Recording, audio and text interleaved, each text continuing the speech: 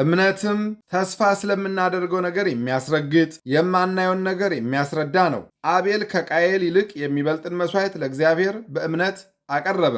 በዚህም እግዚአብሔር ስለ ስጦታው ሲመሰክር እርሱ ጻድቅ እንደሆነ ተመሰከረለት። ሞቶም ሳለ በመሥዋዕቱ እስካሁን ይናገራል። የሐዋርያው ቅዱስ ጳውሎስ መልእክት ዕብራውያን 11 ከቁጥር 1 በስመ አብ ወወልድ ወመንፈስ ቅዱስ አሃዱ አምላክ አመሰኒው ለጥር በዛቲ ዕለት አዕረፈ አቤል ጻድቅ ዘተክእወ ደሙ በአመፃ ወውእቱ በኵረ ምውታን ዘቀተሎ ቃየል እሁሁ።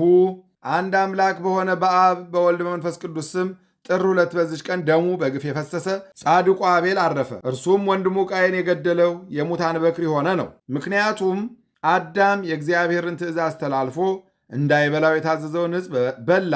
ያን ጊዜ በእርሱና በልጆቹ ላይ ሞት ሰለጠነ፣ ለኃጢአትም ተገዢ ሆነ። ሰይጣንም ሰውን በማሳት ሰለጠነ። ከዚህም በኋላ አዳም ከገነት ወጥቶ ወደ ታችኛዋ ምድር ወረደ። ስለ በደሉና የፈጣሪውን ትእዛዝ በመተላለፉ ፈጽሞ እያዘነ እያለቀሰ 100 ዓመት ኖረ። ከዚህ በኋላ አዳም ሔዋንን በግብር አወቃት። ጸንሳ ቃየንንና እህቱን ኤልዩድን ወለደች። ሁለተኛም አወቃት፣ አቤልንና እህቱን አቅሌማን ወለደቻቸው። አዳምም ሔዋንን እነሆ ልጆችሽ አካለ መጠን አደረሱ፣ ጎለመሱ። ቃየል የአቤልን እህት አቅሌማን ያግባ፣ አቤልም የቃየልን እህት ኤልዩድን ያግባ አለ። ቃየልም እናቱን ሔዋንን እንዲህ አላት፣ ለእኔ ከእኔ ጋር የተወለደችው እህቴን ማግባት ይገባኛል። አቤልም ከእርሱ ጋር የተወለደችው እህቱን ያግባ። ቃየል ከእርሷ ጋር የተወለደ ኤልዩድም እናቷ ሔዋንን የምትመስል እንጂ የምታምር መልከ መልካም ናትና። አዳምም ይህን ነገር በሰማ ጊዜ እጅግ አዘነ፣ እጅግ ጭንቅ ሆነበት። ቃየንም አብራህ የተወለደችው እህትን ታገባ ዘንድ አይገባህም፣ አለዚያ ለእግዚአብሔር መሥዋዕትን አቅርቡና መሥዋዕቱን ለተቀበለው ይሁን አለው። መሥዋዕትን ባቀረቡ ጊዜ የአቤልን መሥዋዕት እግዚአብሔር ተቀበለ፣ የቃየልን ግን አልተቀበለም። ስለዚህ ቃየል ፈጽሞ አዘነ። ሰይጣን ተገናኘውና ምን ያሳዝንሃል አለው። ቃየልም ለወንድሜ ለአቤል እህቴን እተውለት ዘንድ አባቴ አዘዘኝ አለው። ሰይጣንም ምክርን ከእኔ ስማ፣ ወንድምህን ወደ ውሃ ምንጭ ይዘው ሂድ፣ ውሃን ሲጠጣ ራሱን በድንጋይ ምታው፣ በሞተ ጊዜ ሁለቱንም ታገባቸዋለህ፣ የሚከለክልህ ማን ነው አለው። ለቃየልም የሰይጣን ምክር ደስ አሰኘው፣ ልቡም በዝሙት እሳትነት ነደደ። ሰይጣንም እንዳስተማረው ወንድሙን አቤልን ገደለው። ለሴት ስለ መቅናትም ጻድቁ አቤል በወንድሙ እጅ ሞተ። እንዲህም ሞት ወደ ዓለም ገባ። እግዚአብሔር ቃየልን ወንድምህ አቤል ወዴት ነው አለው። ቃየልም አላውቅም፣ በውኑ እኔ የአቤል ጠባቂ ነኝን አለው። እግዚአብሔርም እንዲህ አለው፣ ቃየል ምን አድርገሃል? የወንድምህ የአቤል ደሙ ጮኸች፣ ከምድር ወደ እኔ ደርሷል። አሁንም በእጅህ የፈሰሰ የወንድምህን ደም ትጠጣ ዘንድ አፏን የከፈተች ምድር የተረገመች ትሁን። አንተ ታርሳታለህና በረከቷን ትሰጥ ዘንድ አትጨምርም። በምድር ላይ ፈሪ ተቅበዝባዥ ሁን። ይህም መርገም ዘሩ በጥፋት ውሃ ከምድር ገጽ እስከሚደመሰስ በቃየል ላይ የበዛ ሆነ። የክብር ባለቤት ጌታችንም ጸሐፍት ፈሪሳውያንን ሲዘልፋቸው እንዲህ አላቸው፣ ስለዚህ ነቢያትን፣ ሊቃውንትን፣ ጥበበኞችን ወደ እናንተ ልካለሁ። ከእነርሱ የምትገድሉት አለ፣ የምትሰቅሉት አለ፣ በምኩራባቸው የምትገርፉትም አለ።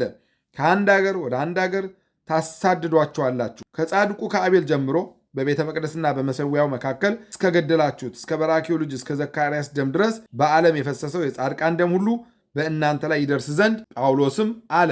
ቃየል ካቀረበው መሥዋዕት ይልቅ አቤል በሃይማኖት ለእግዚአብሔር ያቀረበው መሥዋዕት ተሻለ። ስለ እርሱም ደግ እንደሆነ መሰከረለት። መሥዋዕቱን በመቀበሉ ምስክሩ እግዚአብሔር ነው።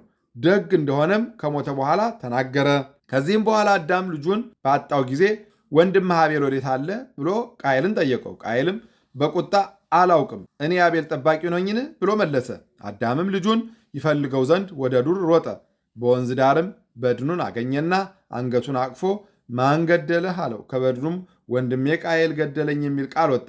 አዳምና ሔዋንም በልጃቸው በአቤል ሞት 28 ዓመት ያህል ሲያለቅሱ ኖሩ። ከዚህ በኋላ መላእክት ወደ አዳም መጥተው የዓለም ሁሉ አባቶች አባት አዳም የምሥራች እንሆ ልጅህ አቤል የገነት ዛፎች ተሳለመ፣ ነፍሱም እንደተወደደ መሥዋዕት ወደ እግዚአብሔር አረገች አሉት። ለእግዚአብሔር ምስጋና ይሁን፣ የአባቶቻችን በረከት ከኛ ጋር ትኑር ለዘላለሙ አሜን። በዚች ቀን የከበረ አባት አላኒቆስ ኤጲስቆጶስ በሰማዕትነት ሞተ። እርሱ ጣዖታቱን እንዲያቃልሉ ለሰዎች እንዲያስተምራቸው ከሃዲ ንጉሥ በሰማ ጊዜ ይዘው ጽኑ ስቃይን ያሰቃዩት ዘንድ መልእክተኞችን ላከ። የንጉሥ መልእክተኞችም መላካቸውን የተመሰገነ አላኒቆስም ሰምቶ በሀገረ ስብከቱ ያሉትን ሕዝቦች ሰበሰባቸውና የቁርባን ቅዳሴን ቀድሶ ሥጋውን ደሙን አቀበላቸው። ከዚህ በኋላ በቀናች ሃይማኖት ጽኑ፣ ከእንግዲህ ፊቴን አታዩም አላቸው።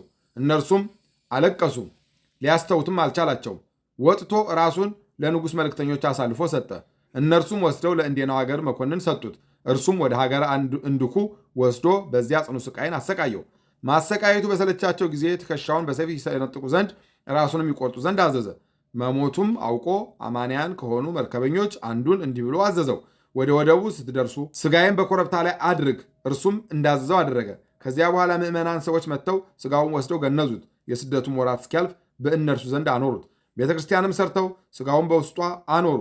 ከእነርሱም ታላላቅ የሆኑት ድንቅ ታምራቶች ተደረጉ። ለእግዚአብሔር ምስጋና ይሁን። እኛንም በዚህ አባት ጸሎት ይማረን፣ በረከቱም ከእኛ ጋር ትኑር ለዘላለሙ አሜን። በዚህች ዕለት የእስክንድርያ ሊቀ ጳጳሳት የከበረ አባት ቴዎናስ አረፈ። እርሱም ለአባቶች ሊቃነ ጳጳሳት 16ኛ ነው። ይህም ቅዱስ አዋቂ፣ ብልህ፣ በቀናች ሃይማኖትም የጸና በሥራ ሁሉ ያማረ፣ ስለ እውቀቱ ሰዎች ሁሉ የሚወዱትና የሚሹት ሆነ። በዚያም ወራት ከሃዲያንን በመፍራት በስውር ከዋሻ ውስጥ በቀር በግልጥ ሊጸልዩና ሊቀድሱ ለክርስቲያኖችም አልተቻላቸውም ነበር። ይህም አባት አብያተ ክርስቲያናትን እስኪሰሩ ድረስ አግባባቸው። በእመቤታችን በቅድስት ድንግል ማርያም ስም የአማረች ቤተክርስቲያን ሰሩ። ከሃዲያንም ብዙዎቹን መልሶ የክርስትና ጥምቀትን አጠመቃቸው። የተሾመባት በመጀመሪያ ዓመት ተፍጻሜተ ሰማዕት የሆነ ሊቀ ጳጳሳት ጴጥሮስን ያጠመቀው እርሱ ነው። በተሾመ በ5ኛ ዓመቱ አናጉንስጢስነት ሾመው። በ12ኛም የሹመቱ ዓመት ቅስናን ሾመው። በዚህም አባት ዘመን አብ፣ ወልድ፣ መንፈስ ቅዱስ አንድ ገጽ ነው የሚል ከሃዲ ሰባሊዮስ በእስክንድርያ ሀገር ተነሳ። ይህም አባት አውግዞ ለየው፣ የከፋች ሃይማኖትንም አጠፋት። ዳግመኛም በዘመኑ ቆዝሞስና ድሜያኖስ ወንድሞቻቸው እናታቸው ቴዎዳዳም በሰማዕትነት ሞቱ። ይህም አባት የአማረ ጉዞውን በመጓዝ እግዚአብሔርን አገልግሎ በሰላም አረፈ። በዚህች ዕለት በአባ ሲኖዳ ገዳም ውስጥ የእመቤታችን የቅድስት ድንግል ማርያም ቤተክርስቲያኗ የከበረችበት ነው። በጸሎቷ የተገኘ በረከቷ ከእኛ ጋር ይኖር ለዘላለሙ አሜን። በዚች ቀን ደግሞ ከቅዱስ ፊላታዎስ ጋር 9700 ሰዎች የሕርቃስም ልጅ ሕልም የምትተረጉም ነቢይት ሳቤላ በሰማዕትነት ሞቱ። በረከታቸው ከእኛ ጋር ትኖር ለዘላለሙ አሜን። አንድ አምላክ በሆነ በአብ በወልድ በመንፈስ ቅዱስ ስም ጥር 3 በዚች ቀን ሄሮድስ ከሰብአ ሰገል እንደተረዳው ዘመን ልክ 2 ዓመት የሆናቸውን በዚያች በታች የሆኑ በቤተልሔም በአውራጃዋ ያሉ ሁሉ ሕፃናት ተገደሉ። ምስጋና ይሁን ለአብ ለወልድ ለመንፈስ ቅዱስ አንድ አምላክ በሚሆን ዛሬም ዘወትርም ለዘላለሙ አሜን። በጥር 2 ቀን የሚከበሩ ዓመታዊ የቅዱሳን በዓላት ቅዱስ አቤል ጻድቅ፣ ቅዱስ ቴዎናስ ሊቀ ጳጳሳት፣ ቅዱስ አብላኒቆስ ሰማዕት፣ ቅድስት ሳቤላ ነቢይት፣ ቅዳሴ ቤቷ ለድንግል በደብረ አባ ሲኖዳ።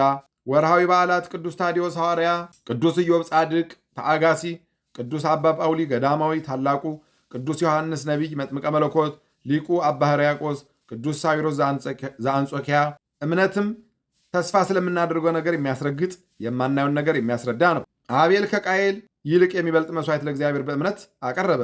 በዚህም እግዚአብሔር ስለ ስጦታው ሲመሰክር እርሱ ጻድቅ እንደሆነ ተመሰከረለት። ሞቶም ሳለ በመሥዋዕቱ እስካሁን ይናገራል። የሐዋርያው ቅዱስ ጳውሎስ መልእክት ዕብራውያን 11 ከቁጥር 1። የሰማነውን በልቦናችን ያሳድርብን። ከቅዱሳን አባቶቻችን ከቅዱሳት እናቶቻችን በረድኤት ያሳትፈን። ክፉን ያርቅልን፣ በጎን ያቅርብልን፣ የተሻለውን ነገር በቸርነቱ ያዘጋጅልን። ነፍሳተ ሙታንን ይማርልን፣ ሕያዋንን ይጠብቅልን። በጸሎታችሁ አስቦን አትርሱን ያሉትን በያሉበት ያስብልን። የተራቡትን፣ የተጠሙትን፣ የተሰደዱትን በጭንቀት በመከራ በግዞት ያሉትን በቸርነቱ ይጎብኝልን። ለብርሃነ ጥምቀቱ በሰላም ያድርሰን። የሰላም አምላክ ሰላሙን፣ ፍቅሩን፣ አንድነቱን ይስጠን። አቡነ ዘበሰማያት ይትቀደስ ስምከ ትምጻእ መንግሥትከ ወይኩን ፈቃድከ በከመ በሰማይ ኢየሱስ ክርስቶስ ከመ ይስረይ ለነ ኃጣውኢነ ተማኅፀነ ብኪ ኃይለ እግዚአብሔር አብይ ኦ እግዚእ ኢየሱስ ክርስቶስ ስረይ ኃጢአቴ ወኃጢአተ ኩሉ ሕዝብከ እማእሰረ ኃጢአት እግዚአብሔር ይፍታ። እግዚአብሔር ይባርክ። ሰላም ያሳደረ ሰላም ያውለን፣ ሰላም ያዋለ ሰላም ያሳድረን። ይቆየን።